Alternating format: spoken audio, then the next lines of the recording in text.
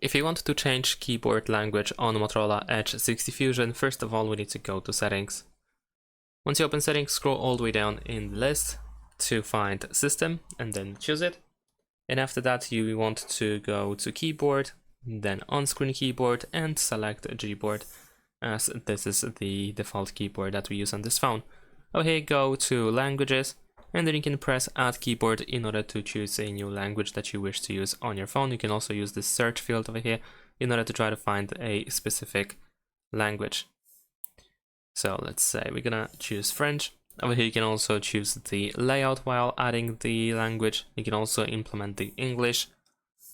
And there we go. We can press done in the bottom right corner. And we have added our language. You can also tap on this pen icon in the top right corner in order to select and remove unwanted languages. So you can select first, check this box, and then tap on this trash in the top right corner to remove the language.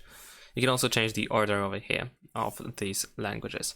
And if you decide to use more than one, in order to change the language, you should be able to find this globe icon. So you can tap over here in order to switch between added languages.